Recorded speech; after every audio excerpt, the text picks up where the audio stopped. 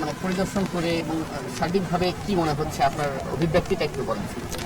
না, প্রথমত ধন্যবাদ শেখ রহমতুল্লাহ ভাইকে আমাকে এখানে আমন্ত্রণ করার জন্য। বেশ কয়েকদিন আগে ওনার সাথে কথা হচ্ছিল, তো পরে উনি আমাকে এখানে আমন্ত্রণ জানালেন। আলহামদুলিল্লাহ আজকে এখানে এসে এটা প্যাকেজিং এর এটা দেখলাম এবং আলহামদুলিল্লাহ ওনার সাথে কথা বলে যতটুকু বুঝলাম যে মানুষের জন্য উনি যতটুক সম্ভব তার চেয়ে বেশি করার চেষ্টা করে এবং ওনার যে সংস্থা যে কাজগুলো করছে এবং এরা মানে আনবিলিভেবল এবং সর্বস্তরের মানুষ যেভাবে এসে ভলেন্টিয়ারের কাজ করছে এটা খুবই খুবই সন্তোষজনক।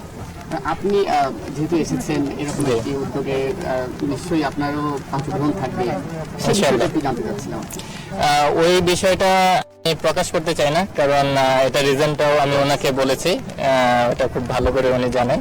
এটা এটা আল্লাহর কাছে জমা থাকলো, এটাই আমার কথা।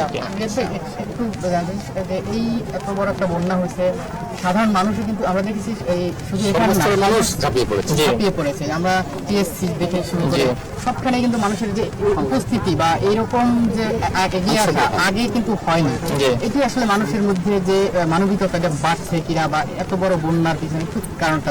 অবশ্যই আমার কাছে মনে হয় এটা মানুষের ভালোবাসার টান, আল্লাহর অশেষ রহমত এবং মানুষের প্রতি মানুষের ভালোবাসা না থাকলে এই জিনিসটা হয়তো হতো না।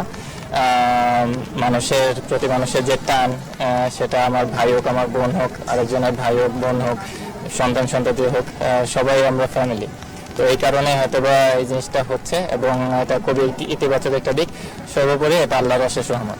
এখানে আরেকটু কমপ্লিমেন্ট আছে যে আমরা দেখেছি সারা দেশব্যাপী সংগ্রহ হচ্ছে, বিভিন্নভাবে অংশগ্রহণ করছে অনেকেই, কিন্তু আমার কাছে যতটুকু মনে হয়েছে যে আসনা ফাউন্ডেশনের এটা সব থেকে বৃহৎ পরিসরে হচ্ছে এবং সর্বোচ্চ সংগ্রহ হচ্ছে বলে মনে হয়েছে। যে এইখানে আস্থার কোনো মানে জায়গাটা তৈরি হয়েছে না, আলাদা কোনো আস্থার জায়গা তৈরি হয়েছে কিনা, এটা এক কথায় মানে বলা যায়। কারণ যদি মানুষের আস্থাটা যদি ওই পর্যায়ে না থাকতো তাহলে হয়তো বা এরকম ফান্ড হয়তো রেজ করাটাও কঠিন হয়ে যেত।